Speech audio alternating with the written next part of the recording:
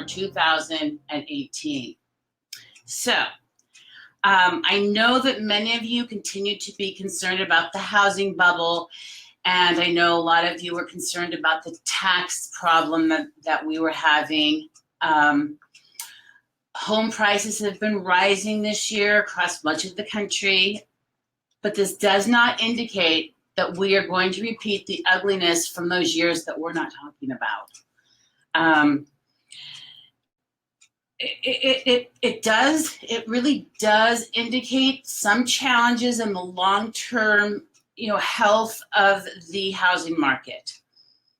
And I do predict that the growth will taper off in 2018, which was going to help in many markets, but I really don't expect the bubble to burst. I really don't. So the good news is this: the slowing home price growth should give us nice improvements in the number of homes for sale in 2018.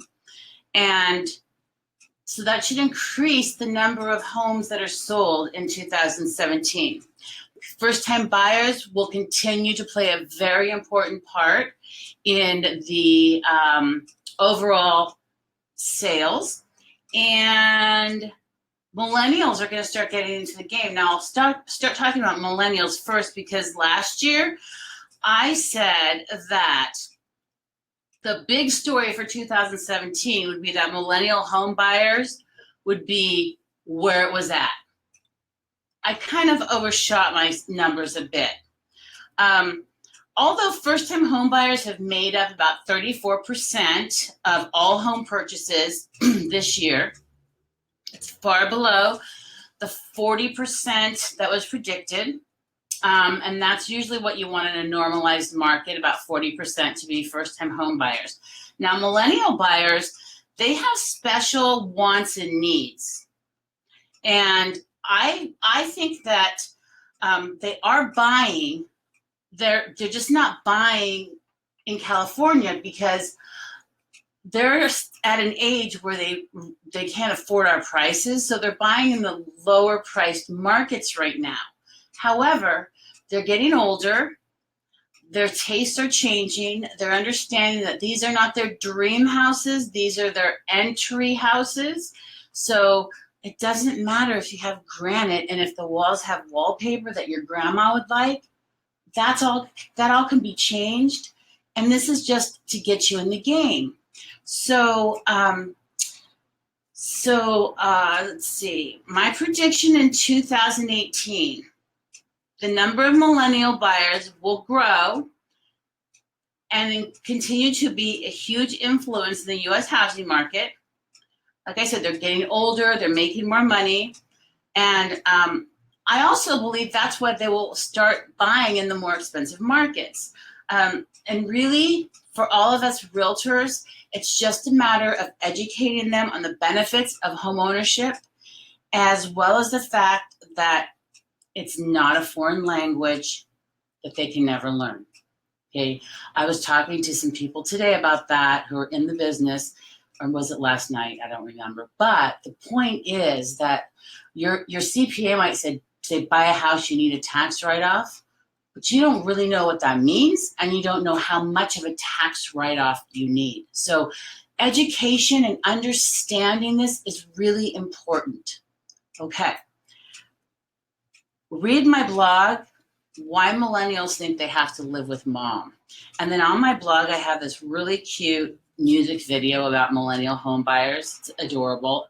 I will post the link to this when I'm finished. Okay.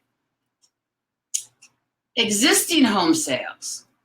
Now, I think that 2018 should bring a reasonable increase of about 3.7% in existing home sales. That would be about 5.62 million units. Now, the inventory shortage is going to continue in many areas, but I predict a slight increase in inventory, which will take a bit of the heat off of the market. I hope that happens in Silicon Valley, you poor people. the housing shortage leads me to believe that prices will continue to rise, but probably, I think this year it was 7%, probably about 4%. It's my prediction. Remember, these are predictions, doesn't mean I'm right. New home sales. Now, there's a substantial amount of new home building projects that are planned. Now, I predict in 2018 that new home sales will rise about 8%, or about 655,000 units. And the prices of these units should rise by about 8%. Now, we see this here at East Garrison and the Dunes. I have some clients who just got a house there, and I've been helping them to buy the house, and I've been going to the lotteries with them. Oh my gosh. I mean, they'll be releasing 3 or 4 houses, sometimes 2 houses, and there's 20 people there who are all pre-approved, all ready to buy. And I mean, this one lady was crying because she didn't get a house. So the buyers are out there. The economy's strong. People are able to buy houses. And the prices of these new homes are rising, probably about 8%. And you see that in East Garrison. They keep going up. And the Dunes. That's here. Let's see. There's waiting lists at these places. People showing up in droves at the lotteries. And also these housing starts that are happening, they're going to increase sales just by the sheer numbers, right? And it's still going to remain far below the long-term average. Now, the reason that we don't have, this is another thing I know from a developer locally, the reason that we don't have as many new housing developments is because the cost of building has become so high that the developers cannot afford to build these houses and then pass on them to sell at a price that people can afford. I'm not going to say who or what city, but one developer I know who owns a ton of land, who intended to build beautiful developments, he can't build. He can't do it because the permit alone would cost so much money that by the time he finished the houses, nobody would be able to afford, the average person would not be able to even afford these houses. So they can't build them. So that's what's happening, because it's just gotten so expensive to build.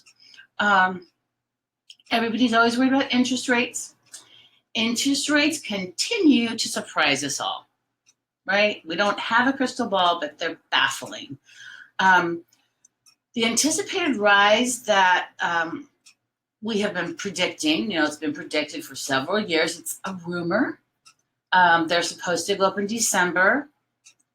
Everything's still good. People are still getting loans. And I speak to a lot of lenders, and yesterday had a really long talk with one of my lenders, and the programs that are out there, oh my gosh, there's so many opportunities. You won't believe it. And if you need a referral to a lender, call me, because I have a lot. The research I've done, my forecast for 2018 is that interest rates will rise a little bit, although anything under 6%, guys, you're golden. I mean, don't be a spoiled brat and go, I want it to be 2%. I won't even tell you what the interest rates were when I bought my first house. I think it was like 12 or 13%, but who knew? And, they're not going to go back down to where they were after that. We don't want to talk about stuff. I really don't see that happening, but I really don't think we want that to happen, because that would mean that we're having problems. So everything's good. And if you want to buy a house, don't wait. Tax reform. Everybody's worried about that. Well, I'm proud to announce that realtors have been lobbying and signing petitions and have really helped to have a positive influence on tax reform in some key areas. For example, both the House and Senate have agreed to maintain deductibility of state and local property taxes up to $10,000, to maintain Section 1031 tax deferred exchanges in their present form for real estate investments. So 1031s are going to stay the same. but we still need to influence Congress to help make the tax reform bill more favorable to homeowners and consumers. So now that both the House and Senate have passed the Tax Cut and Jobs Act, a conference committee will begin to address the difference between the two bills.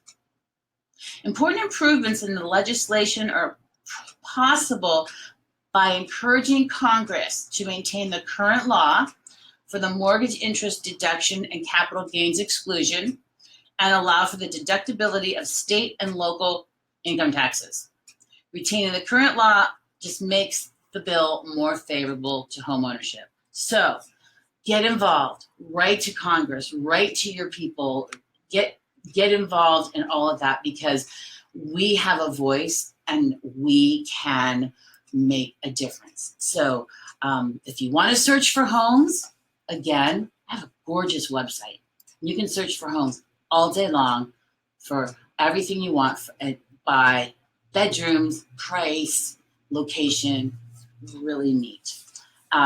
Those are my projections for 2018. Have a gorgeous weekend. Thank you. And I will see you on Sunday for Sunday morning coffee.